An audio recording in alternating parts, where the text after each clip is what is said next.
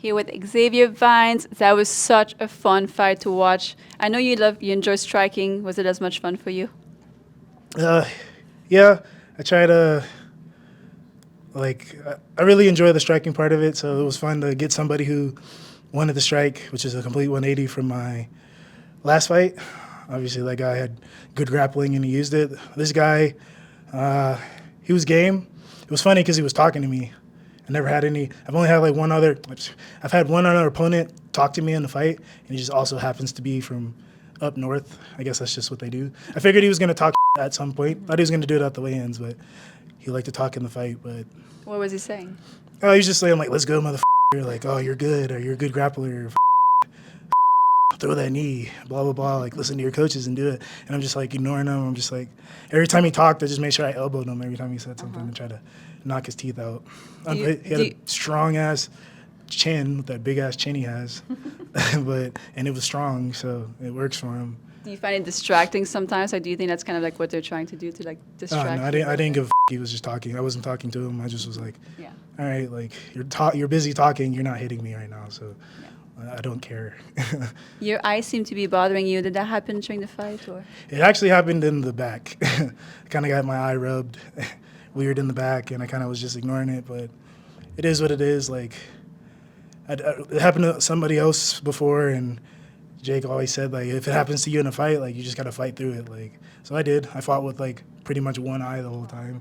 I could see, but it was just, like, I'm already blind. I wear glasses, so I already can't see. So I had, like I can only see, like, half of the time anyway, so I could see a quarter of what was going on. So, but we figured it out. I pushed through. It was more that fight, I'm not going to lie, that fight was tough just because he was more of a gritty person. So he, like, brought the fight, which is who I like fighting. I like fighting guys like that.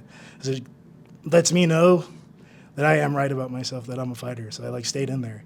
Most people probably would have, they wilt if somebody isn't, like, getting affected by what they're doing. They're like, oh, like, it's not working. I'm just like, oh, well, we're both going to get hurt, I guess.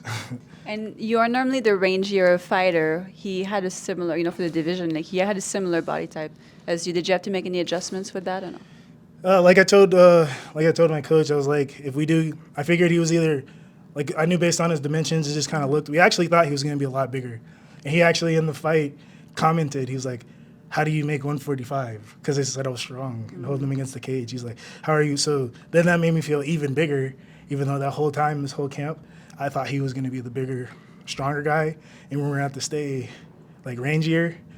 But it ended up me just being in the pocket, getting the clean. I brought back my old style of fighting. I had to bring back the dirty boxing I love to do, which usually that only comes out when there's a dogfight, and that's what he did. So, and I like fighting like that. Like, coach has been making me into, like, a technical striker, which I can be, as you guys have seen before. But when it comes down to that dirty, gritty fight, I can do that too. So I can do both in the striking department. So I'm glad I got to show that I can still do that. And you are a Marine in the bomb squad. I mean, quite the high pressure job. Do you feel like it gives you the extra edge as a fighter? Earlier in my career, when I was fighting before, like I was amateur 2017 to 2019. When I was fighting there, I always thought I was better than everybody, like physically, because I figure, most people have a regular day job and then they train in the evenings. I do have a regular day job, but my regular day job comprises of me staying physically fit at all times because, we have to be always ready for the next conflict. So back then, I used to run like 10 miles a day, and I'd run a lot and work out. I'd work out 5 times a day. Now I'm old. That was like in my 20s. So now I'm in my 30s, like, things hurt, my bones hurt, and being in the Marine Corps so long that I have to moderate my training. But instead of just training super hard, I just make sure I stretch more and roll out and get massages when I can, take care of my body so I have that longevity. I'm still just as strong and fast and in shape. I just am focusing on things to keep me training at the high tempo that I train at for a longer time compared to just wearing myself out and then just fighting through injuries and shit like that. And being such a high pressure job, do you feel like fighting is kind of like your way to relax and unwind? Yeah, this is what I do for fun. Like, obviously people take this seriously, and this is a very important thing to me. I've just finally, in my career, separated myself from both of my jobs. Like, I am Xavier Vines. I am a Marine. I am a bomb technician in the Marine Corps, and I am an MMA fighter, but that's not Xavier Vines. I'm Sergeant Vines when I'm in the Marine Corps.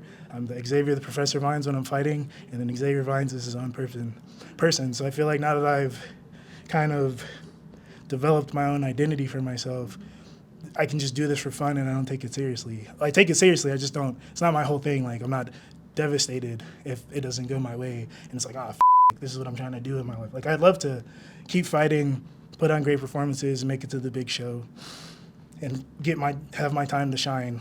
Whether I'm old or not, I feel like I could still hang with these people, no matter how old I am. Like I said, I'm that fighter. I'll fight any and everybody. It doesn't matter. You could have put me in there against Wilson, and he's a UFC belt.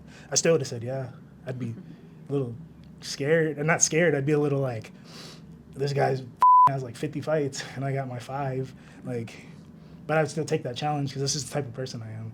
I'd rather fight and lose to great people than fight a bunch of bums and cans and stack my record and be 10-0, but I fought like some bums. So Yeah, my well, mentality. Cage Wars will be back here December 13th. Do you feel you'd like to be back on that card? Oh, absolutely. They call me back every time. After that, I expect to be called back again. I wouldn't mind. I also want to put that out there. I also would not mind fighting overseas. You just got to let me know, because I got to let the Marine Corps know and do some stuff. So I can't just fly. But if you let me know ahead of time and I can like work that out with my command and see what they say, I would like to fight in Europe. I don't see why not. Dip my toe in the water fighting internationally. So whenever I get to that bigger stage, it's not like a shock the first time. Great. Well, I can't wait to see you back in there. Thank you.